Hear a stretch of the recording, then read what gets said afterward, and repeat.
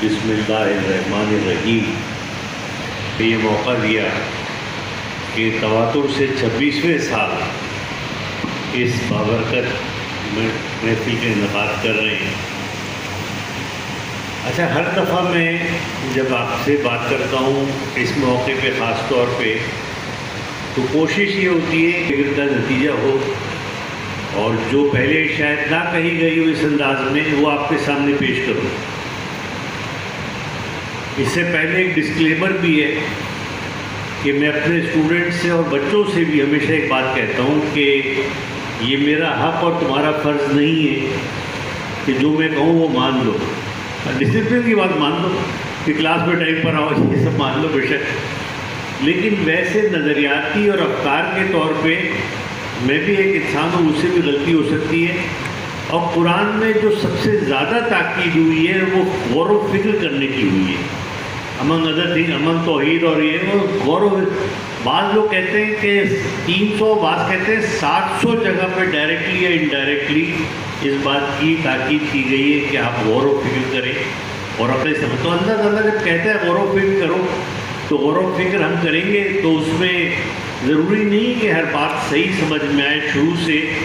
آپ نے دیکھا کہ حضرت ابراہیم نے بھی یہ سکھایا کہ آپ غور و فکر اللہ کے وہ تارے کو دیکھ کے کہ ھذا ربی، یہ میرا رب، پھر وہ الٹیمیٹلی آئے۔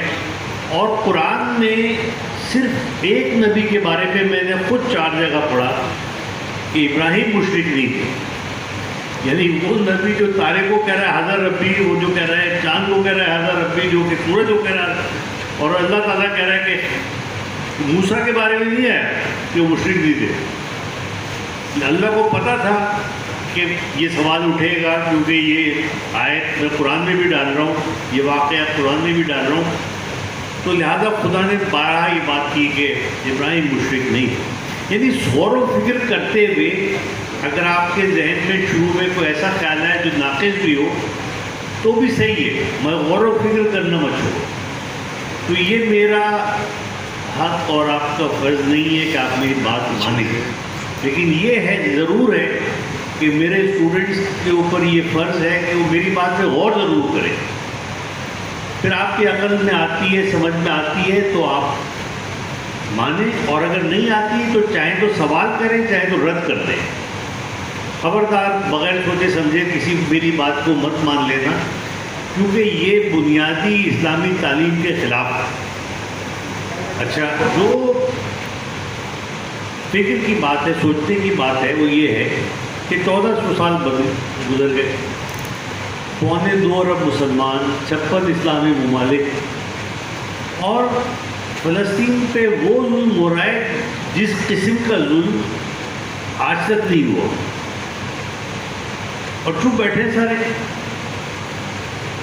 یعنی ساؤتھ افریقہ نے انٹرنیشنل کورٹ آف جسٹس میں پیش کر دی، وینزویلا نے کر دی، ہمارے ممالک جو ہے چپ بیٹھے۔ تو کہیں نہ کہیں کوئی نہ کوئی گڑبڑ تو ہے نا، کوئی نہ کوئی گڑبڑ تو ہے، اس کو انالائز کرنے کی ضرورت تو ہے کہ ہم کہاں پہ غلطی کر رہے ہیں۔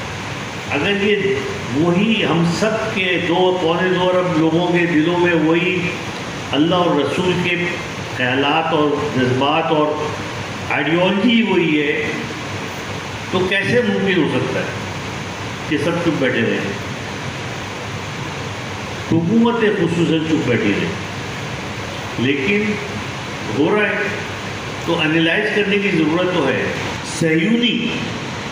صہیونی وہ لوگ جو کہ ہر غیر کو چاہتے ہیں کہ وہ اس کو جینے کا حق نہیں ہے، اور حق بھی ہے تو صرف غلام کی حیثیت سے، اس کے ہم خلاف ہیں۔ وہ بنیادی اسلامی تھوڑے انسانی، آپ دیکھیں ہندو بچیاں بھی احتجاج کر رہی ہوتی ہیں، میں خود شریک ہوا ہوں، میری فیملی ریگولرلی شریک ہوتی ہے۔ امریکہ اور برطانیہ کے احتجاجوں میں ہندو بچے، عیسائی بچے، یہودی کھڑے ہوتے ہیں فلسطینیوں کا جھنڈا اٹھائے جاتا ہے۔ تو انسانیت کے خلاف یہ جنگ ہے، اور ہمارے جو مسلمان لوگ ہیں اور قرآن ہیں، ان کو ڈر کے مارے ان کا حالت خراب ہے اور وہ کوئی ایک لفظ نہیں بول پائے، تو کہیں نہ کہیں گڑبڑ تو ہے نا۔ اور ان میں سے ایک گڑبڑ یہ ہے کہ ہم لوگوں نے اسلام کو وہ اسلام نہیں سمجھا جو ہمارے رسول لے کر آئے. ہم نے وہ سمجھا جو بعد میں مختلف لوگوں نے اس کی تفسیر کی. اچھا اگر آپ کو تفسیر پہ ہی اپنے عقائد قائم کرنے تھے تو اللہ تعالیٰ نے قیامت تک کے قرآن کی حفاظت کیوں فرما دی؟ دیکھیں ایک بات میں آپ کو بتاؤں، کوئی بھی عقل کا بھی یہی تقاضا ہے اور سب اس بات پہ متفق ہیں کہ اگر کوئی چیز قرآن سے متصادم ہو اور کوئی بھی کہہ رہا ہو تو وہ بات درست نہیں ہو سکتی. یہ سب تمہارا کرم ہے آقا کہ بات اب تک بنی ہوئی ہے. کوئی سلیقہ ہے آرزو کا، کوئی سلیقہ ہے آرزو کا. نہ بندگی میری بندگی ہے، کوئی سلیقہ ہے آرزو کا، کوئی سلیقہ ہے آرزو کا. نہ بندگی میری بندگی ہے، یہ سب تمہارا کرم ہے آقا. دم عیسیٰ یز بیدا داری حسن یوسف، دم عیسیٰ ید بیضا داری آنچ خوباں ہما دارند تو تنہا داری. بعثت رسول صلی اللہ علیہ وسلم اور سیرت کے تمام پہلو سمو دیے گئے جو آپ سے پہلے آنے والے 1,24,000 پیغمبران میں تھے. آپ امام انبیاء ہیں. ہر ایک نگار رب میں آیا ہیں تو صرف آپ، ہر ایک نگار رب میں آیا ہیں تو صرف آپ، اور خالق رگے گلوس ہے مانا قریب تر، خالق رگے گلوس ہے مانا قریب تر، لیکن حیات بن کے نہا ہیں تو صرف آپ. اور کیا تھا؟ فقط خدا تھا، تصور کرے کوئی. کیا تھا؟ فقط خدا تھا، تصور کرے کوئی.